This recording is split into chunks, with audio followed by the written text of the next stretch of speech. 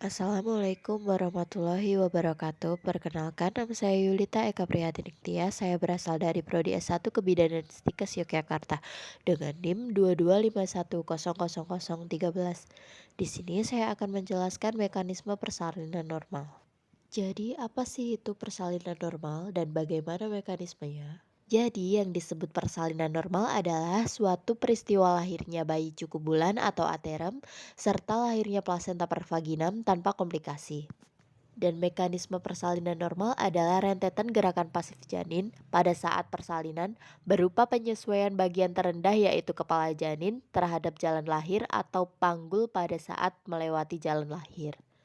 Mekanisme persalinan normal terdiri dari 6 tahap yaitu masuknya kepala janin ke PAP atau pintu atas panggul, fleksi, putaran paksi dalam, ekstensi, putaran paksi luar, dan ekspulsi. Selama proses persalinan, janin melakukan gerakan untuk melewati panggul yaitu yang pertama, masuknya kepala ke PAP atau pintu atas panggul. Pada primigravida, masuknya kepala janin ke PAP pada akhir kehamilan. Namun, pada multipara atau multigravida, masuknya kepala janin ke PAP pada permulaan persalinan. Masuknya kepala ke PAP adalah dengan struktura sagittalis melintang dan dengan gerakan fleksi.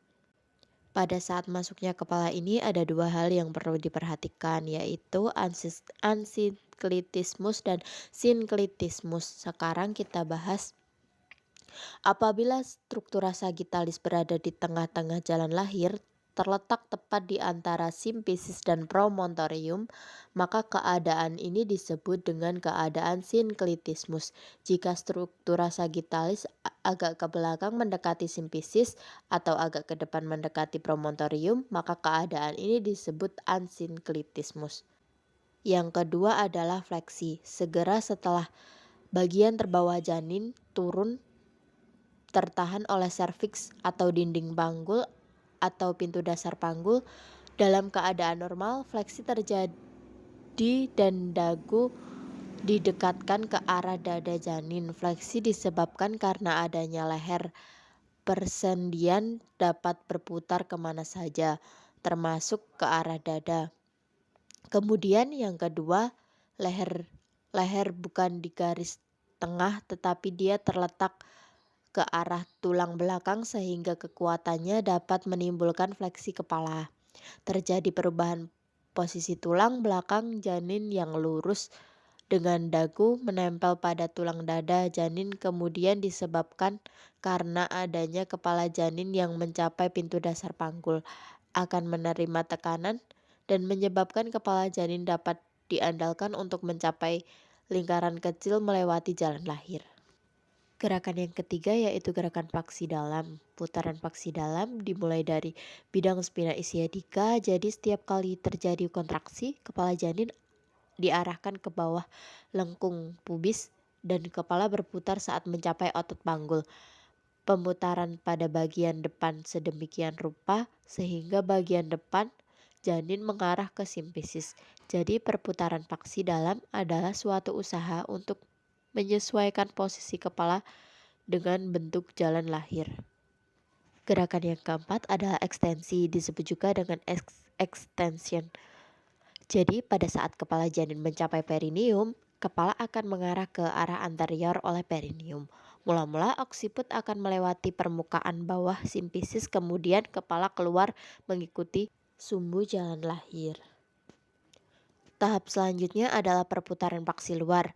Putaran paksi luar terjadi ketika kepala janin lahir dengan oksiput anterior bahu harus memutar secara internal sehingga sejajar dengan diameter panggul antero-posterior.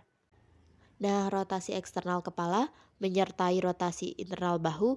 Dengan kata lain, putaran paksi luar itu setelah kepala lahir, maka kepala bayi akan memutar kembali ke arah punggung bayi untuk menghilangkan torsi pada leher yang terjadi karena putaran paksi dalam. Langkah selanjutnya adalah ekspulsi. Setelah bahu keluar, kepala dan bahu akan diangkat ke atas ke tulang pubis ibu dan badan bayi dikeluarkan dengan gerakan fleksi lateral ke arah sumbu simfisis setelah adanya putaran paksi luar. dan hipomokdion untuk menjadi bahu depan, kemudian bahu depan menyesuaikan dan seluruh badan bayi akan lahir. Setelah bahu bayi, urutannya adalah toraks, abdomen, lengan, pinggul, pinggul depan dan belakang, baru lahirlah tungkai dan kaki. Setelah bayi lahir, 15 menit kemudian plasenta akan lahir dengan tanda-tanda plasenta lahir, yaitu keluar percikan darah dari vagina dan tali pusat akan memanjang dengan sendirinya. Baik, sekian video dari saya penjelasan tentang mekanisme persalinan normal. Kurang lebihnya saya mohon maaf. Wabillahi taufiq walhidayah. Wassalamualaikum warahmatullahi wabarakatuh.